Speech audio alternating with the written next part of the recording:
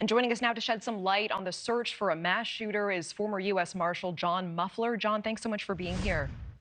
Thanks for having me. So, John, we're about 17 hours into this manhunt. What are your thoughts about where he may be now, especially given two things? One, the terrain in the state, the dense forest, spread out residents, and also given his car was found at a marina, we know with the door open. Right.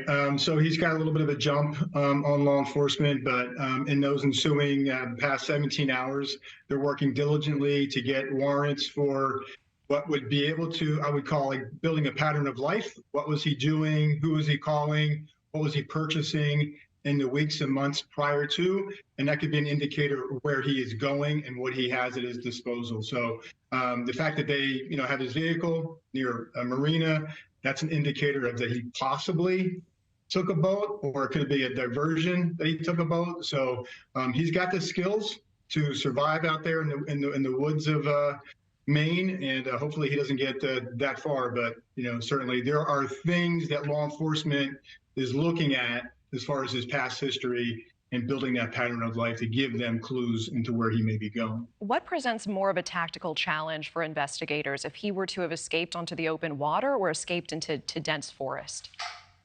I would say the dense forest, because he'd have the position of advantage hiding in caves and shrubbery and trees.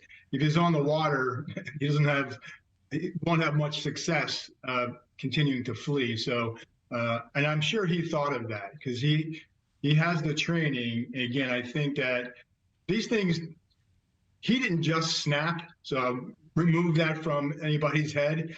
This was planned. People who commit acts like this plan this out. They don't just, just doesn't materialize overnight. I'm going to do this. So this has been a well-planned event. Yeah, and to that end, I want to talk about his background because, the manhunt itself is well underway. He's carrying a high-powered assault rifle. But in terms of his background, he's a firearms instructor. He's an Army reservist. And we keep hearing that Robert Card is armed and dangerous. How does that alter the way that police go after him, especially given his potential readiness to engage with law enforcement? Yeah, well, he's ready to shoot it out. He's indicated that, and as a firearm instructor, it's very likely he has at his disposal a lot more firearms and ammunition. And so, again, that has to be investigated and looked at to what he may have. And certainly that is something that will concern law enforcement, and they will prepare tactically to counter what he may have. Let's talk about recent mental health history, because Card was taken by police for evaluation after military officials were concerned about his erratic behavior. And that was just back in mid-July.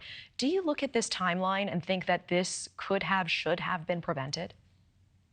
Yeah, hindsight is 20/20, as we say. And certainly when you're dealing with somebody with the mental health issues that we've been hearing about today, so woulda, coulda, shoulda. And I know the commissioner up there in Maine was speaking about the mental health gap, perhaps, between owning and access to firearms and the type of mental history he may have in the past. So certainly that's something that, law enforcement will have to look at moving forward, especially with me.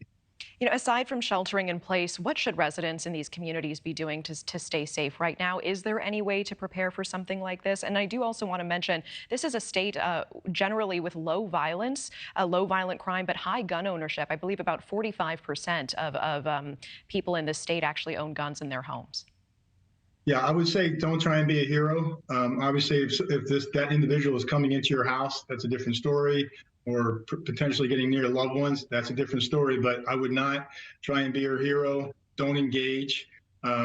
This guy's a killer, and you may think that you can defend, but again, be careful. Listen to law enforcement. Listen to the messages that are being sent out via social media and these reports. I would just say be safe, stay home, don't engage. Okay, John Muffler, I appreciate your insight and time. Thank you so much.